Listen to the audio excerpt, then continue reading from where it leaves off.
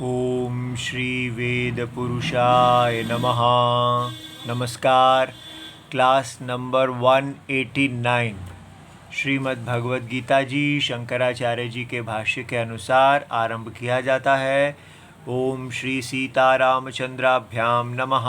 नमो गुरुभ्यः। अथ काल देवताः श्री संवत् 2081 आषाढ़ शुक्ल पक्षः चतुर्थी मंगलवारः श्लेषा नक्षत्रम उत्तरायणम ग्रीष्म ऋतुः। ओम तत्सत् श्री शंकराचार्याय गुरवे नमः।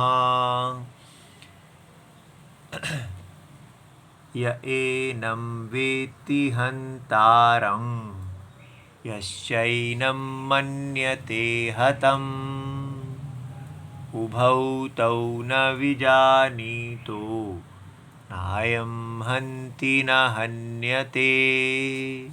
श्रीमद् भगवद गीता जी अध्याय नंबर 2 श्लोक नंबर 16 गीता प्रेस गोरखपुर की पुस्तक है नंबर 10। अच्छा जी, तो ये श्लोक हमें कह रहा है यह एनम वेति हंतारम, जो इस देही शरीरी जिसका शरीर है ऐसा अनुभव से जो जाना जाता है, सो इसको किसको, इस देही को जिसका देह है, ऐसा प्रश्न पूछने पर जिसका अनुभव, जिसको हम समझते हैं, जिस आत्मा को, ठीक है, देह जिसकी है, ऐसी आत्मा को जो हनन क्रिया, मारने क्रिया का कर्ता समझता है, और यश्च, जो इस देही आत्मा को मारा गया अर्थात हनन क्रिया का कर्म समझता है, ऐसे दोनों नहीं जानते हैं क्या कि ये देही आत्मा ना मारने वाला है ना मारा जाता है। ये हम इसका अर्थ है। अब प्रश्न है, अगर हम अपने आप से पूछते हैं कि क्या हम देही आत्मा को मारने वाला, हंतारम हंता, और हतम, क्या हम देही आत्मा को मारने वाला या मारा गया ऐसा देखते हैं? ठीक है, तो अगर हम कहते हैं हमारे पास तो, हम तो इस प्रकार, हमें जब ये प्रश्न हमारे पे पूछा जाता है तो एकदम हम निरुत्तर हो जाते हैं कि पता नहीं, शायद अभी तो ऐसा भगवद गीता कहती है। इस प्रकार के ढीले ढाले उत्तर हमारे अंदर से आने लगते हैं। क्यों ऐसे होने लगता है? क्योंकि हम इस पे विचार नहीं कर रहे। हम इसको देखिए, शंकराचार्य जी ने कितनी स्पष्टता से उन्होंने ये वाक्य डाला है। ये वाक्य इस श्लोक को की जान है। उभौ तौ न विजानीतः, वो दोनों नहीं जानते हैं, न ज्ञातवन्तौ। ठीक है, क्यों नहीं जानते हैं? अविवेकेन, क्योंकि वो विवेक, उनके अंदर अविवेक है। ना जानने का कारण क्या है? अविवेक। किसको वो दोनों किसको नहीं जानते हैं? आत्मा को। कौन सी आत्मा को?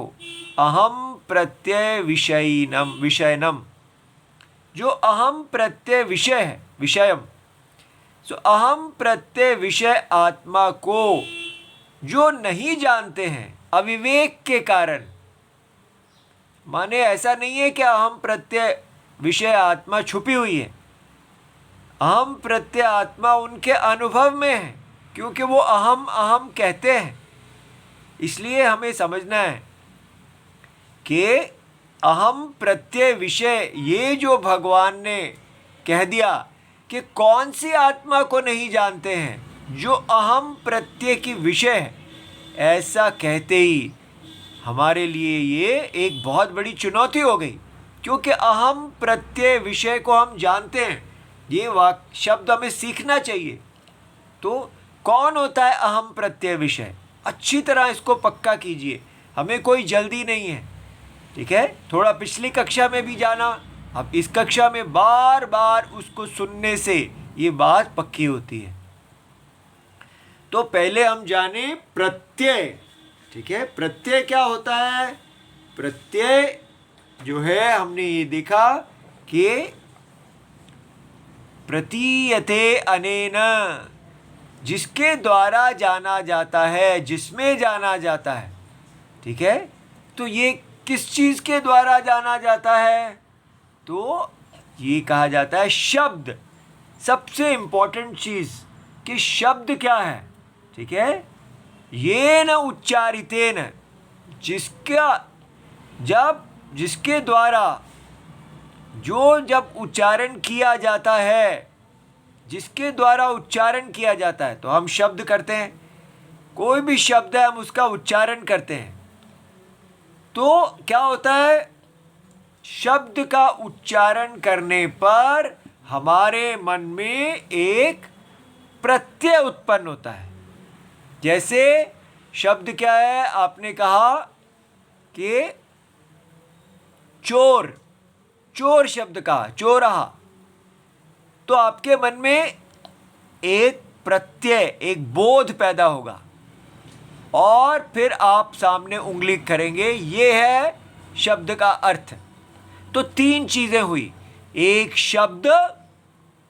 शब्द के उच्चारण करने पे जो प्रत्यय है, जो हमारे मन में, हमारे अंतःकरण में जो बोध पैदा होता है, जो समझ पैदा होती है, ठीक है, जो कॉग्निशन पैदा होती है, वो प्रत्यय कहलाती है। और एक है शब्द अर्थ। तीन चीजें हैं, शब्द, प्रत्यय और शब्द अर्थ, ठीक है। इसलिए सीधा शब्द बोलने पर शब्द अर्थ का बोध नहीं हो जाता। शब्द प्रत्यय पैदा करता है, और प्रत्यय से हम शब्द अर्थ को जानते हैं, ऐसा कहा गया। अब जब हमारे द्वारा हम शब्द प्रयोग करते हैं, अहम, अहम का अर्थ है मैं, आई, तो ये आई शब्द जब प्रयोग किया, तो हमारे मन में, अंतःकरण में एक प्रत्यय पैदा होना चाहिए, एक बुद्धि पैदा होनी चाहिए। वो बुद्धि से हम अहम शब्द का अर्थ जाने। तो अहम शब्द का क्या अर्थ है? आय। तो हम सोचते हैं आय का मतलब है को ये आई एम द बॉडी, शरीर, ठीक है। इस प्रकार ये देवदत्त जो 6 फुट का लंबा है, लड़का है, इतना उसका भार है, और इस तरह हम देह का वर्णन करते हैं। और उसके अंदर अगर जाएं तो हम सूक्ष्म शरीर का, कि वो जो छूता है, स्मेल करता है, उसको ये अच्छा लगता है, ये खाना अच्छा लगता है, ये टेस्ट अच्छा लगता है, ठीक है। तो उसकी इंद्रियों का वर्णन है। फिर वो बड़ा ब्राइट है, माइंड उसका तेज है, उसकी इंटेलेक्ट का वर्णन है। हम अहम प्रत्यय जो है, अहम प्रत्यय का अर्थ देह समझते हैं, बॉडी समझते हैं। तो अगर शंकराचार्य जी ने यहाँ कहा कि अहम प्रत्यय के विषय में उसको अविवेक है, तो क्या बॉडी आत्मा है? ठीक है, क्या हम बॉडी के विषय में नहीं जानते? लेकिन हम तो जानते हैं कि बॉडी क्या है, हम तो शरीर को जानते हैं। फिर शंकराचार्य जी क्यों कह रहे हैं कि जो व्यक्ति अहम प्रत्यय विषय आत्मा को नहीं जानता, वो ही आत्मा को मारने वाला और मारा गया समझता है। तो समझना चाहिए कि शरीर अहम प्रत्यय विषय नहीं है। क्यों नहीं है? क्योंकि अहम प्रत्यय का अर्थ होता है जानने वाला। ये जब हम अपने शरीर को भी कहते हैं तब हम ये सोचते हैं कि शरीर जो है वो जानने वाला है, लेकिन शरीर जानने वाला नहीं है, शरीर जाना गया है। शरीर नोन है, शरीर नोअर नहीं है। इसीलिए तो फिर अहम प्रत्यय विषय क्या हुआ? जानने वाला। लेकिन शरीर ही तो जानने वाला होता है? नहीं, यही समझना है कि अविवेक अवस्था में हम शरीर को जानने वाला समझ रहे हैं, लेकिन विचार करने पर हमें समझ में आता है कि शरीर जानने वाला नहीं है, शरीर जाना गया है। ठीक है? तो इसलिए ज्ञान के एक होता है ज्ञान का विषय और एक होता है ज्ञान का विषयी। विषयी वो है जो ज्ञान को विषय करता है। ठीक है? शरीर, देह ज्ञान का विषय है और उसका जो विषयी है, जो इसको विषय करता है, वो विषयी सब्जेक्ट ऑफ नॉलेज माने ज्ञान का विषयी, ऑब्जेक्ट ऑफ नॉलेज माने ज्ञान का विषय। तो आत्मा इन दोनों में से कौन है? क्या आत्मा ज्ञान का विषय है या ज्ञान का विषयी है? Subject of knowledge. तो ये है अहम प्रत्यय विषय हमेशा ज्ञान का विषयी है। नोअर जानने वाला, विषयी, ये विषयी और विषय ये सीख लेना चाहिए। ज्ञान विषय माने ऑब्जेक्ट ऑफ नॉलेज, ज्ञान विषयी माने सब्जेक्ट ऑफ नॉलेज, ज्ञाता। तो आत्मा इन दोनों में से केवल अहम प्रत्यय की योग्यता, अहम कहलाने के योग्य केवल ज्ञान का विषयी है, जानने वाला, उसी को हम देही कहते हैं। ये बात समझ में आ रही है? तो आत्मा देही है, देह नहीं है। और ये ही अविवेक है कि जो अहम प्रत्यय विषय है, तो देह क्या है फिर? देह न अहम प्रत्यय विषय है। ठीक है? Not I. ऐसा आप कैसे कह सकते हैं? क्योंकि फंडामेंटली अगर देखा जाए, मौलिक रूप में देखा जाए, तो हमारा जो स्वभाव है, हमारा सत्यम क्या है? हमारा सत्यम है जानना, चेतन, चेतन होना हमारा सत्यम है। और अचेतनता असत्यम है। अचेतनता जो है वो हमारा नेचर नहीं है। ठीक है? अपने ही स्वरूप को, अपने चेतन स्वरूप को नहीं जानने के कारण, अज्ञान के कारण हम अपने अंदर विपरीत प्रत्यय को देखते हैं। ये बहुत इंपॉर्टेंट पॉइंट है, इसको पकड़ना। कोई भी व्यक्ति अगर किसी सत्य वस्तु को नहीं जानता है तो अज्ञान के कारण उसमें उसको वो दिखता है जो नहीं है वो। जैसे रस्सी को नहीं जानने पर रस्सी के अंदर सर्प की प्रतीति होती है। इसी प्रकार आत्मा, आत्मा को नहीं जानने पर आत्मा में अनात्मा, आई में नॉट आई, अहम में न अहम की प्रतीति होती है और उस न अहम को ही हम अहम समझ लेते हैं। ये बात समझ में आया कि न अहम, देह जो है, बॉडी जो है, अचेतन शरीर ज्ञान का विषय, आत्मा कभी भी ज्ञान का विषय नहीं है। आत्मा हमेशा ज्ञान का विषयी है, लेकिन ज्ञान के विषयी को हम ज्ञान का विषय समझ रहे हैं। तो उससे क्या हुआ? विषयी का नेचर क्या है? चेतन और सत्ता, चेतन होना। ये चेतन होना शरीर को मिल गया। ठीक है? और शरीर का स्वभाव क्या है? नाम और रूप, आकार। तो ये आकार अहम प्रत्यय विषय को मिल गया। इसलिए अहम प्रत्यय विषय कौन है? केवल चेतन आत्मा, ये अहम प्रत्यय विषय है, आत्मा। लेकिन हम अविवेक में अनात्मा को भी, देह को भी, जो त्वम प्रत्यय विषय है, नॉट आई, तो अहम प्रत्यय विषय को नहीं जानना, अज्ञान के कारण ही हम आत्मा को मारने वाला और मरने वाला समझ रहे हैं। कैसे हुआ?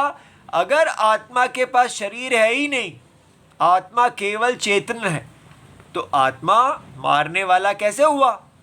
क्योंकि आत्मा तो केवल सच्चित आनंद रूप है। लेकिन जो इसको नहीं जानता, अज्ञान के कारण उसी सच्चिदानंद रूप में हम अनात्मा को देखते हैं। तब हमारे अंदर दो बुद्धि विषय आ जाते हैं। ये बुद्धि विषय समझना बहुत इंपॉर्टेंट है कि केवल नाम रूप ही नहीं आते, वो नाम रूप बुद्धि का विषय हो जाते हैं, ज्ञान का विषय हो जाते हैं। और इसलिए हम दो नेचर्स को देखते हैं, दो स्वभावों को देखते हैं। एक स्वभाव है हमारा सत्यम और दूसरा स्वभाव है असत्यम। तो सत्यम जो है वो सत्ता और चेतना रूप है, तो असत्यम को हमने सत्यम का गुण दे दिया है।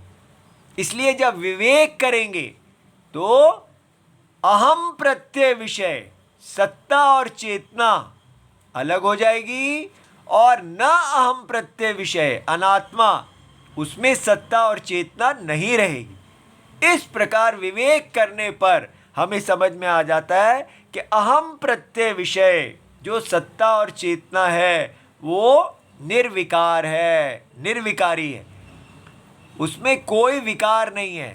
मारना क्रिया, अविक्रिय क्रिया जो है, एक्शन, वो देह में कर्मेंद्रियां हैं, डूअर। जब ये आत्मा देह अपने आप को समझता है तभी वो डूअर है, एक्टर है, ठीक है, और ऑब्जेक्ट ऑफ एक्शन है। इसलिए एक्शन केवल अज्ञान की स्थिति में है। ज्ञान की स्थिति में, विवेक की स्थिति में आत्मा देह नहीं है और आत्मा केवल सच्चिदानंद रूप है।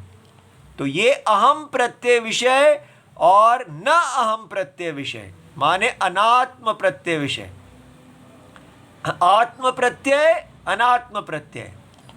तो जब हमने इन दोनों को अलग कर लिया, इसकी सत्ता नहीं रही, तो फिर हम इस आत्मा में से अहम प्रत्यय विषयत्व भी हटा लेंगे कि आत्मा किसी प्रत्यय का विषय नहीं है, क्योंकि आत्मा स्वयं ज्योति है और वो सब प्रत्यय विषयों का साक्षी है। इसलिए अहंकार, जो अहम का अहंकार है, वो भी आत्मा का स्वभाव नहीं है। इसलिए आत्मा निरहंकार है। इस प्रकार क्रम से हम अविवेक से बाहर आते हैं। ठीक है, ये आपको समझ में आ गया। तो इसलिए अब हमने आत्मा क्या है, विषय जिसका है, विषय को जानने वाला अपने ज्ञान के द्वारा। आत्मा सब्जेक्ट स्वयं अपने ज्ञान के द्वारा वो अपने आप को भी जानता है और विषय को भी जानता है। ठीक है, और विषय क्या है, ज्ञान का विषय। तो आत्मा कभी ज्ञान का विषय नहीं है, आत्मा हमेशा ज्ञान का विषयी है। ये पॉइंट आपने पकड़ना है कि ज्ञान का विषयी और ज्ञान का विषय। इसलिए ये जो हम अपने आप को अहम देहा कह रहे हैं, तो वहाँ क्या हो रहा है, ये शंकराचार्य जी ने बहुत ब्रीफली, बहुत छोटे में ही ये बात यहाँ कही है कि अविवेक का स्वभाव क्या है कि आत्मा के विषय में अहम प्रत्यय विषय, आत्मा अहम प्रत्यय विषय है और आप अहम प्रत्यय विषय को न अहम प्रत्यय विषय अर्थात देह, आत्मा को देह समझ रहे हैं और देह को आत्मा समझ रहे हैं। तो जब अलग करेंगे तो आपको समझ में आ जाएगा कि देह की कोई सत्ता नहीं है। तो फिर आत्मा मारने वाला और मरने वाला कैसे हुआ? क्योंकि अगर देह ही नहीं है तो मारेंगे कैसे और मरेगा कौन? ठीक है, आत्मा अविनाशी है। इसलिए ये बात हमें समझ में आ गई कि भगवान ने कहा कि आत्म स्वरूप अनभिज्ञौ हंता अहम, मैं मारने वाला हूँ, अंता अहम, हतः अस्मि अहम, मैं मारा गया हूँ। ये इति देह हननेन, देह जब मारी जाती है तो आत्मानम, जो कहता है देह के मारे जाने पर मैं ही मारा गया, यौ विजानीता, जो ऐसा कहते हैं वो दोनों आत्म स्वरूप अनभिज्ञौ, वो आत्म स्वरूप को बिल्कुल नहीं जानते। क्यों नहीं जानते? क्योंकि आत्म स्वरूप को अहम प्रत्यय और न अहम प्रत्यय का अविवेक हुआ, इसलिए नहीं जान रहे। आत्मा उनके अनुभव में है, वही आत्मा जो अविनाशी है उसी को वो विनाशी देह समझ रहे हैं। तो विचार कैसे करना है? ऐसे नहीं करना कि आप मेडिटेशन में बैठ जाएं और सोचें कि मैं किसी अविनाशी आत्मा को जानने की कोशिश कर रहा हूँ। ठीक है, ये तो विनाशी देह है और मैं अविनाशी आत्मा को मेडिटेशन में अनुभव करूँगा, ऐसे नहीं करना। आपने कहना है ये जो विनाशी आत्मा का अनुभव जिसको मैं समझ रहा हूँ, ये सारा जगत विनाशी आत्मा ही है, पूरा देह, ये सारा जगत जो विराट की देह है। ठीक है, ये जो देह समष्टि देह है, तो देह विनाशी है, तो सारा वर्ल्ड, सारा क्रिएशन, सारा यूनिवर्स जो है ये देह है। किसकी देह है? अहम प्रत्यय विषय की। इस पूरे जगत का जो आत्मा है वो इस पूरे जगत का अहम प्रत्यय विषय है, और वही अहम प्रत्यय विषय छोटे छोटे देह में, सब में अहम अहम अहम अहम अहम, इस प्रकार वो समष्टि अहंकार व्यष्टि अहंकार बना हुआ है। तो इसलिए माने समष्टि अहंकार में ही होल अहंकार, लिमिटलेस अहंकार में लिमिटेड अहंकार की कल्पना है। तो हर देह में हम कह रहे हैं अहम प्रत्यय, अहम प्रत्यय, ये अहम प्रत्यय विषय है, लेकिन देह अहम प्रत्यय विषय नहीं है। देह का आत्मा, देह के अंदर जो चेतना है, अस्तित्व है, वो जो सत्यम है वो है अहम प्रत्यय विषय। इसलिए हमको अहम प्रत्यय विषय आत्मा के अनुभव को ढूंढना नहीं है, उसको प्राप्त नहीं करना। अहम प्रत्यय विषय आत्मा पहले ही अनुभव में है, लेकिन हम अहम प्रत्यय विषय आत्मा को न अहम प्रत्यय विषय देह समझ रहे हैं। यही करेक्शन करनी है कि देह तो अहम प्रत्यय विषय है ही नहीं, देह तो न अहम प्रत्यय, न हम मैं बार बार बोल रहा हूं, उसको बोलते हैं त्वम। अहम प्रत्यय और त्वम प्रत्यय। देह वास्तव में तुम हो, not I, I not I. तो तुम का मतलब समझना है नॉट आई। तो ये दो कहां से आ गए? एक ही अनुभव में दो कहां से आ गए? मैं अपने आप को नॉट आई कैसे समझने लगा? ये ही समझना है कि ये इसी को ही कहते हैं अज्ञान। कि अज्ञान आपके अंदर एक ऐसा प्रत्यय प्रस्तुत कर देता है जो आप हैं ही नहीं। जैसे रस्सी के अंदर सांप, उसी प्रकार चेतन आत्मा में अचेतन देह। तो अचेतन देह जो है वो न अहम प्रत्यय त्वम प्रत्यय की विषय है, और देह जो आत्मा है, जो उसका साक्षी है, जो देही है, वो असल में अहम प्रत्यय विषय है।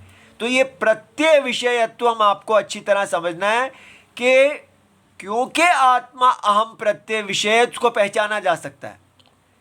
ठीक है, अगर आत्मा अहम प्रत्यय विषय नहीं होती तो हम उसको, वो ज्ञान का विषय ही नहीं होती। तो आत्मा ज्ञान का विषय ही है, ये समझ गए? आत्मा ज्ञान का विषय नहीं है, क्योंकि वो ऑब्जेक्ट नहीं है, दृश्य नहीं है, लेकिन वो दृष्टा है।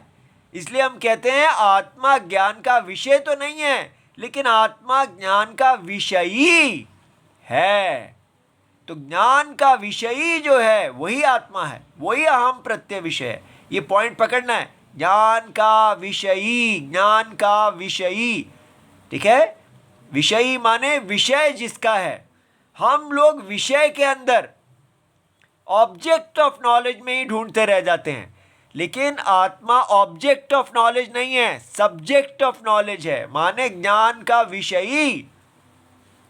ये ज्ञान का विषयी ज्ञान के विषय से बिल्कुल अलग है।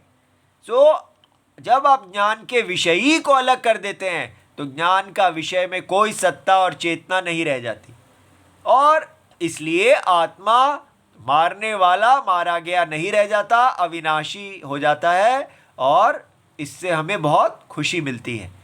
तो ये अच्छी तरह समझना है। आप अच्छी तरह समझ लीजिए कि अल्लाह और बाइबल, अल्लाह और गॉड दोनों जो हैं वो ना वो ज्ञान के विषय हैं और ना वो ज्ञान के विषयी हैं, ना वो ऑब्जेक्ट ऑफ नॉलेज है ना वो सब्जेक्ट ऑफ नॉलेज है। ये बात समझ में आई? इसीलिए वो दोनों बिलीफ हैं। बिलीफ माने जो नॉलेज का विषय भी नहीं है और नॉलेज का विषयी। नॉलेज का विषय माने दृश्यम, नॉलेज का विषयी माने, ज्ञान का विषयी माने दृष्टा। तो दृष्टा और दृश्य के अतिरिक्त तीसरी चीज है ही नहीं। इसीलिए अल्लाह और गॉड जो हैं वो नॉन एग्जिस्टेंट की श्रेणी में आते हैं, इसीलिए उनको बिलीव कहते हैं। वो हैं ही नहीं, इसीलिए उनको बिलीव करना पड़ता है। समझ में आ गया? इसलिए अगर वो होते तो कोई बिलीव करने की ज़रूरत ही नहीं थी। तो इसलिए वो टोटली नॉन एग्जिस्टेंट हैं, स्क्वायर सर्कल की तरह। जैसे स्क्वायर सर्कल ना ज्ञान का विषय है ना ज्ञान का विषयी है, तो फिर बिलीव कर लो कि कोई स्क्वायर सर्कल है। समझ में आ गया? इसी प्रकार अल्लाह और गॉड और उनका डेविल, ये सब सारे कैरेक्टर्स जो हैं ये टोटली नॉन एग्जिस्टेंट हैं, इनका कोई प्रमाण है ही नहीं। इसलिए और आके ये नहीं कहना कि हमारा जो परमात्मा है वो भी वही है। ठीक है, वो एक नॉन एग्जिस्टेंट में बिलीफ है, और ये क्या है ये एग्जिस्टेंट जो अनुभव में है उस, लेकिन अविचारित है, ठीक प्रकार से नहीं जाना गया। ऐसे अविचारित आत्मा को विचार करके दिखाया जा रहा है कि आप अविचार की दशा में आत्मा को मारने वाला और मारा गया समझ रहे हैं, लेकिन वास्तव में आत्मा ना मारा गया है ना मारने वाला है। ये बात समझ में आ गई? इसलिए अब हमने ये श्लोक अच्छी तरह देख लिया है, अब हमें अगला श्लोक देखना है। तो भगवान कहते हैं कथम अविक्रिय आत्मा इति द्वितीय मंत्र। अब जो दूसरा मंत्र आने वाला है वो हमको ये बताएगा कि कैसे, किस आधार पे आत्मा अविक्रिय है। तो उसको हम आज थोड़ा सा पढ़ लेते हैं और उसके बारे में जान लेते हैं। कल उसको हम पूरा आरंभ करेंगे। न जायते म्रियते वा कदाचिन् नायं भूत्वा भविता वा न भूयः अजो नित्यशाश्वतोऽयं पुराणो न हन्यते हन्यमाने शरीरे। ये आप देख रहे हैं कि यहाँ धुन बदल गई है और ये लंबा भी है। तो ये इसलिए हुई है क्योंकि ये त्रिष्टुप छंद में है। इससे पहले जितने श्लोक आए थे वो अनुष्टुप में थे। जो श्लोक बहुत ही पूज्य होते हैं, भगवान के स्वरूप को बताने वाले, उनको त्रिष्टुप में डाल दिया जाता है। तो इसमें भगवान ये बताएंगे कि कैसे आत्मा षट भाव विकार से अतीत है। आत्मा में में जो ना जन्म लेना मरना, इस प्रकार 6 विकार कहे गए हैं जो सभी में होते हैं। वो 6 विकार हर वस्तु में होते हैं, लेकिन आत्मा किस प्रकार वो 6 विकारों से अतीत है, इसको हम कल देखेंगे। ठीक है। ओम नमो भगवते वासुदेवाय। प्रणाम।